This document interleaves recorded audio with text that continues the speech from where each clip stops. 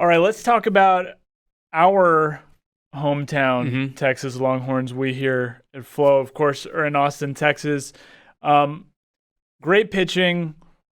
One name immediately comes to mind when you're talking about Texas, and that is right-handed pitcher Ty Madden. Sure. What does this guy bring to the mound?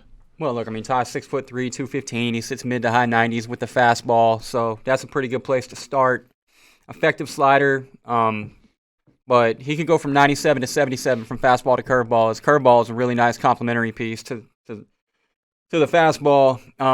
Look, man, he's a bona fide ace, and he has to be that for Texas to be as good as a lot of people think they can be. But it's not all Ty Madden. I think a key piece for Texas is when Pete Hansen takes the ball after Madden, because you expect that Madden is going to go out and get you a W more often than not. So the key for Texas is really the performance of left-hander Pete Hansen. He gives the Longhorns potentially a premier 1-2 punch, a lot like we had mentioned with Ole Miss. But Hansen and Madden are not getting quite the level of attention that some other combos are getting, and that's because I think people are sleeping on Hansen a little bit. And he's not going to jump out at you with any one pitch, but he's just very polished, very collected. He hits you with a balanced four pitch mix. He's just a mature dude. He handles himself well on the bump. But look, with the Longhorns, I mean, the question is just going to be whether or not they can consistently produce enough offensively to complement those two guys. Yeah, Hansen is a little bit overlooked. It feels like there's so many great pitchers.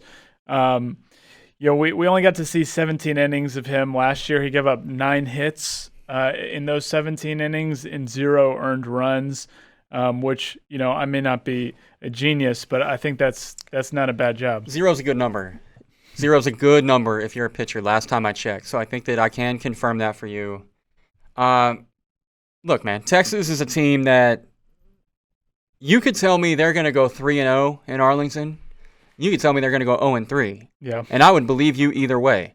The whole is Texas back question. Yeah. That is not like this is always happening. It's not exclusive to football. Yeah. That same question is asked in baseball repeatedly, and it'll be asked again this season when they come into the year ranked in the top 10, high expectations. Again, Madden, Hansen leading the rotation. You expect good things.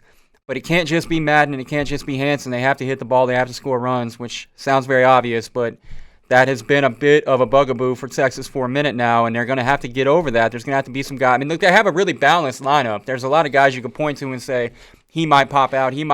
Somebody has to. Right. They need to have several people step up and actually, put up all Big 12 seasons at the very least for Texas to really be what they can possibly be with those two horses at the top of the rotation.